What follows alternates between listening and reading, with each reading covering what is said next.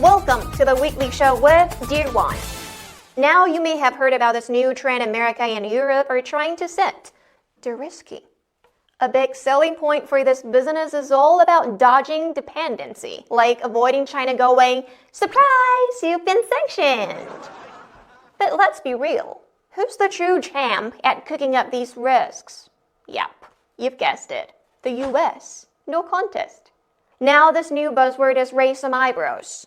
Chinese ambassador to the United States, Xie Feng, recently had a few choice words about this trend, implying de-risking might be just another name for decoupling. The US used to champion globalization and free trade, encouraging others to open their doors and become part of the world economy. Backpedaling and turning inward would not serve anyone's interests. Recently, the US side has expressed its non-intention to decouple with China, but some are now using another word, de-risking. The two mean no difference, putting the same wine in a different bottle. What and where are the risks? Where are the risks? The Eurasia Group reported that the biggest risk of all was a divided America. Yeah, the US, thanks to its dollar, is essentially looting the world's resources and factories with its worthless printed papers. That's like paying for a Lamborghini with monopoly money. Meanwhile, Uncle Sam has turned inflation into the hot new export, shipping it globally like it's Black Friday merch. It's not just a little hiccup in the economic scene. It's full-blown financial terrorism, already been dished out to 40 countries.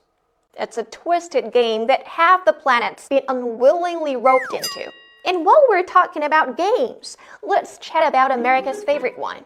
The more, the merrier. They've got the Trilateral Security Partnership, the Quadrilateral Mechanism, the Five Eyes Alliance, the Group of Seven. I'm telling you, if there was an Olympic event for forming alliances, America would sweep the medals. But let's be real. These alliances aren't about friendship bracelets and group selfies. It's all about stirring up conflicts, turning up the heat on the Cold War leftovers, and basically trying to be the high school bully in a world that's moved on to college. When you think about it, who's the one stirring up trouble in the Asia-Pacific region? Who's the one prolonging conflicts in Ukraine and the Middle East?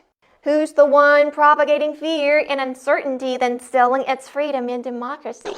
So, while everyone's been told to fear the risk of China, countries around the globe are collectively de-dollarizing and seeking strategic autonomy.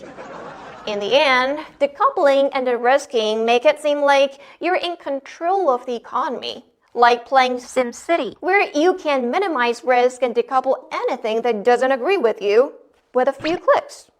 But here's the reality check. Economies are fragile ecosystems. You tweak one part, and you might just send a ripple effect through the whole thing. It's like Jenga. One wrong move, and everything might just come tumbling down. Perhaps it's time to take a step back and ask ourselves, where's the real risk here? Is it in dependence on others, or in the stubborn insistence on going it alone? That's it for tonight. Just as Henry Kissinger has advised, the US should strike a balance between national and global interests, or America will become isolated.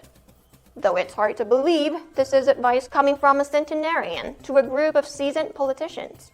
I mean, my nephew learned this stuff in kindergarten. Have a good night.